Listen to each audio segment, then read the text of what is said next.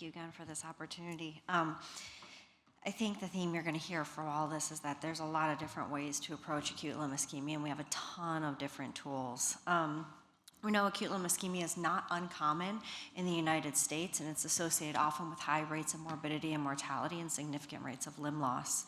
So when I approach this as a vascular surgeon, I have not only all the incredible plethora of endovascular single session kind of technology in addition to catheter-directed tools, but I also have surgical tools, right? And so whenever I approach these patients, not only do I approach them from the how symptomatic are they, right? Do they have motor sensory deficits, but also what do I think is actually going on? Because it's the quality of the clot and the underlying disease that really helps guide me towards one treatment algorithm or another.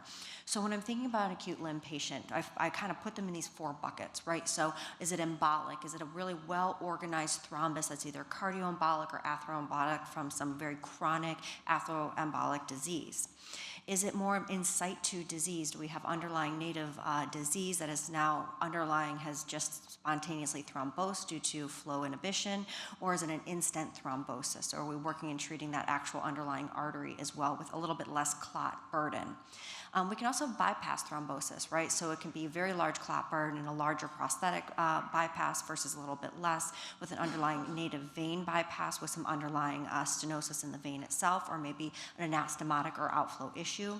And then we can have this other kind of catch-all bucket, right? So is it an aortic dissection causing acute limb ischemia? Is it an aneurysm that's thrombosed and cause acute limb ischemia, such as a popliteal aneurysm? Is it some sort of iatrogenic access complication? Trauma is a very common surgical tool that I approach from surgical pathology, and then is there potential little vasospasm? So when I look at this, we have a couple of different options. We have pure open surgical treatment of acute limb ischemia. So this includes either a pure open thrombectomy where we're using a Fogarty catheter and removing the clot in an open manner in a relatively normal underlying blood vessel, or a surgical bypass, rerouting around chronic disease that has had a kind of an in situ thrombosis. There's also a host of endovascular technologies, right? So the kind of mainstay traditional is a catheter-directed thrombolysis that's going to require probably an ICU stay and a take back to the OR with its risks that we're going to talk about in a second. You have a mechanical or pharmacomechanical thrombectomy that kind of macerates and suctions that thrombus up versus a percutaneous suction aspiration thrombectomy where you're kind of forcefully removing it in a suction manner. And we also have percutaneous thrombectomy catheters, such as the Pounce, which was just talked about, and then potentially covered stenting just to cover up that area. In combination, you can use a combination of both, where let's say potentially you're doing an endarterectomy because it's an inflow or outflow issue, and then concomitant open thrombectomy, Fogarty, or an endovascular portion of the procedure. So when you look at some of the direct comparisons of open versus endo treatment of acute limb ischemia, really the only thing we have is a comparison to some older data with regards to catheter-directed thrombolysis. We don't have any good comparisons to our single session technology. And what we know from these traditional studies is that when you kind of combine all of them together, we can see 30-day limb salvage compared to an open revascularization compared to catheter-directed thrombolysis. There's no significant difference between limb salvage rate, but there is a tendency towards a higher rate of bleeding associated with catheter-directed thrombolysis, and again, with distal embolization, not only with catheter-directed thrombolysis, but you kind of heard us talking a little bit with some of the single session technology as well. So let's break it down. Why am I going to use an open surgical technology with regards to acute limb ischemia compared to endo? So what are my pros from an endo first kind of approach with acute limb ischemia? The biggest thing is that it is minimally invasive. You're avoiding incisions, you're avoiding prolonged hospital stays, you're potentially getting the patient on and off the table, potentially if it's a little bit more straightforward. It may be more expeditious if you're doing a single session therapy and you're not potentially going to have wounds. But if you have pretty advanced ischemia, you may be having fasciotomy wounds regardless. Some of the cons you have to think about before you write off open revascularization, you can potentially have some significant inadequate clot clearance, particularly if it's a very well-organized clot. It's very easy to create some distal embolization as you're trying to suction that clot out or break it up in order to remove it. You can have vessel injury, and you can have a significant bleeding risk, either acutely, even though we have like a lot of computer technology that helps us decrease the rate of blood removal during these procedures, it can still add up quite quickly. Or if you're doing catheter-directed thrombolysis, a risk of systemic and even a stroke. There's also potential you may need multiple tools and multiple levels of disease, right? What you're going to treat to remove thrombus from the iliac is not what you're going to use to go into the tibial, which may be a very relevant clinical situation you're encountering. So open surgical treatment, what are our pros with that? It can be pretty rapid. I can cut down a common femoral artery and remove a cardioembolic thrombus lodged at the bifurcation of a common femoral within 20 minutes. I can have that patient on and off the table within an hour, and I get excellent clot clearance with restoration of normal blood flow. It doesn't take as much necessary technology and is not necessarily as expensive as some of these endovascular techniques. And you're also able to repair the underlying vessel issue depending on what is going on. And we're going to get into this in a minute. The other thing that you can really do is you can remove all kinds of clot very effectively. So here's an example of someone who there's some acute clot, but there's underlying chronic clot as well, and I'm able to really more effectively remove that in an open surgical situation. The cons are you're creating incisions, you have a longer hospital stay. Typically, you're going to need general anesthesia for this, and at this point, you also lose your ability to bail out to catheter-directed thrombolysis if for some reason you still can't get outflow to the foot.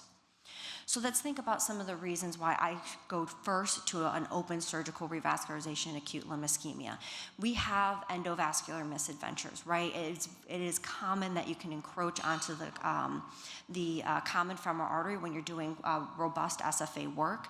And so here's an example of an SFA stent that occluded that had actually covered the profunda artery. So in the process of occluding the stent, you also occluded the origin of the profunda, and so the patient became acutely ischemic. So in this situation, an endarterectomy and then a surgical bypass was used to be able to treat this very effectively and give the patient a very durable operation. As a vascular surgeon, I've taken my own angioseals out of a common femoral artery. I've taken other people's angioseals out of a common femoral artery. If you do enough interventions, this will happen. There's things that we do to try to prevent this. We're very aware of what the vessel is that we're accessing. You can pick up the back wall with a closure device. This will happen, and this is really best treated with an open surgical repair. You can address the dissection, you can remove the foreign body, and give the patient a durable procedure. And then trauma. Whenever you either have a direct penetrating trauma or a ballistic trauma, there's a lot of damage to that vessel, and really the best way to treat that for a long-term younger patient population is to excise that portion and do a bypass around that. It also allows you to address other bleeding issues and also concomitantly deal with the venous scenario. So here's some examples of patients I approached from an open manner. So this was a 61-year-old male, hypertension, hyperlipidemia, home oxygen, a 24-hour history of acute limb ischemia symptoms. By the time he got to my hospital, he had motor and sensory deficits. He had a white count of 23 and a creatinine of 3. And as we go through this CT scan, we see thrombus in the aorta, we see thrombus in the iliac, we see thrombus in the profunda, and we see thrombus in his below-the-knee vessels with nothing really reconstituting below. So I decided to approach this from an open manner. Couple reasons why. One, I have multiple levels of clot, and so the tool that I would use to get clot out of the aorta is not the same one I'm going to use to suction out the profunda or the tibials. I also know I can reperfuse this gentleman very quickly through a below-the-knee cut down and a groin cut down, and I know I have to do fasciotomies. So for me, I know I'm going to have to make incisions. I want to reperfuse this guy quickly because of his dense motor deficit. So in this situation, what I did was I put a balloon on the contralateral side so I could do an open Fogarty of the aorta and the iliac without worrying about embolizing that to the contralateral side. After I did that, I did an open thrombectomy of the profunda as well, and cut down the below knee pop and remove clot from the below knee pop and all three of the tibial vessels. Now in this situation, I was able to open up the posterior tibial and the anterior tibial artery. A little spasm in the distal AT, wasn't able to get the perineal, but was able to give the gentleman 2-vessel runoff to his foot. And you can see the quality of this, right? Going into this situation, I just know I have to take care of this patient. I'm not sure if it's going to be very chronic clot or if it's more acute clot, so doing an open procedure gives me that leeway to really kind of address it all at once. And then ultimately, he had a very large fasciotomy. He bulged quite a bit, but here we are about a month later and we're healing those well. I had another gentleman, 77-year-old, who came in over the weekend, had a popliteal artery aneurysm repair 3 years prior. He has a heart transplant, underlying chronic kidney disease. He had a history of a prior IVL to a distal pop and TP trunk lesion in order to preserve the patency of his SFA stent. He's known at that time to have both AT and perineal runoff. He presented on the on-call weekend with a 12-hour history of right foot pain and paresthesias, so Rutherford 2A. He was treated by one of my partners with angiojet. You can see not a great outcome, so they initiated catheter-directed thrombolysis. So I start my case on Monday morning when the fellow comes in and says, listen, something is wrong. He's got a motor deficit now. He's got tense compartments. We don't have any signals, and now his creatinine's bumped up to 3.5. So at this point, I know I have to immediately revascularize this patient, and I have to relieve his compartment syndrome. So ultimately, it shows that the clot has cleared from the SFA, but we're not really getting good flow through the SFA and popliteal stent. And you can see here, we're really dealing with a lesion, in this outflow lesion here. Now, in certain situations, when you see this slow flow through your direct inline flow of the foot and you're worried about compartment syndrome, sometimes it's just pure compartment syndrome that's impeding your outflow. So the first thing that I did was I performed 4 compartment fasciotomy. Sometimes that will open things up and allow your flow to go to your foot. Now in this situation, it didn't actually improve the flow through the SFA or the popliteal, so I decided then to just address this in an open manner because I knew I needed to get through this. I couldn't rewire this at this point, and so given the motor deficits, I went ahead and did a TP trunk and pop endarterectomy and a thrombectomy of the AT, and ultimately now we have flow through the SFA stent and we have flow through the AT and the perineal. So when do I utilize open for acute limb ischemia? Whenever I have a motor deficit, I always think, what is the quickest way I can reperfuse this patient? Because I don't have time on my side. And that's when I start to think, is a surgical route quicker than an endovascular route? And it may or may not be. But typically, if there's any kind of iatrogenic injury or an access site complication that results in acute limb ischemia, I'm gonna go ahead, I'm usually gonna treat that from an open manner.